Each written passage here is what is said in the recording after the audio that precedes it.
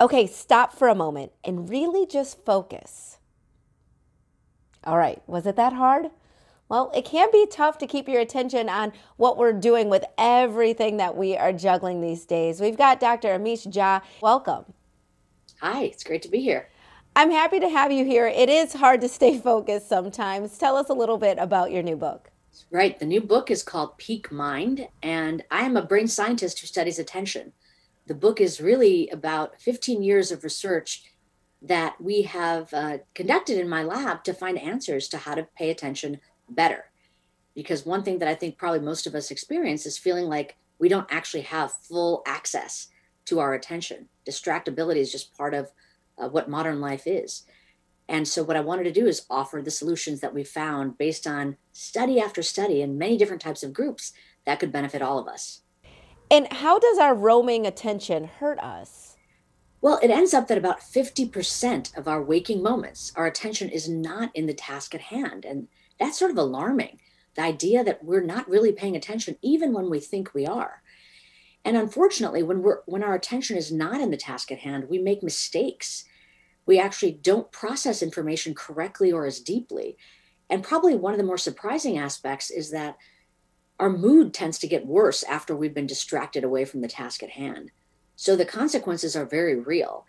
And unfortunately, circumstances that are stressful or threatening or even that produce negative mood themselves can make us even more prone to distraction.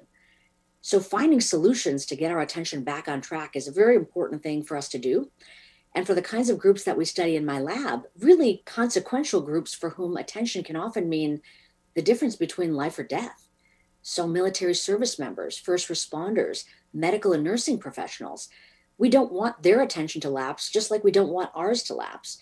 So the solutions that end up helping them can help all of us.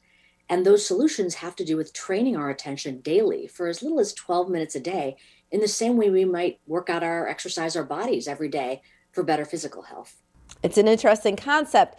Do you have any tips that can help us when it comes to focusing? Yeah, that's and in fact the whole book is packed with not just tips but practices, an exercise routine, if you will, that can be done efficiently. And I wish I could make it even shorter, but this is what our research suggests is the minimum effective dose. It's the shortest amount of time where we've been able to find repeatedly can be helpful. So we do things like, well, I'll give you one example, something called the stop practice. And stop is really regarding being able to, during the course of your day, whether you're driving or walking or stopped at an elevator, trying to get on the elevator, stop, meaning whatever you're doing, stop mentally, physically, take a breath, take one conscious breath so that you're really aware of what's happening right now, observe, watch what's happening around you, and proceed, move on your way. And in many ways, we think that this short practice and then longer ones that I've offered in the book allow us to find our attention because our attention typically has wandered away most moments, like I said, half of our waking moments.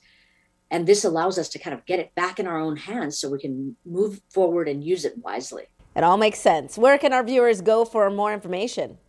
They can go to my website, amishi.com, AMISHI.com, and there they can learn about the book, Peak Mind, as well as all the research that we've been doing on tools, tips, and techniques to help attention get stronger and better able to be used by us every day. All right, Dr. Jha, thank you so much for being with us. We really appreciate it. And we will be right back with more Midday Maryland right after this. Stay tuned.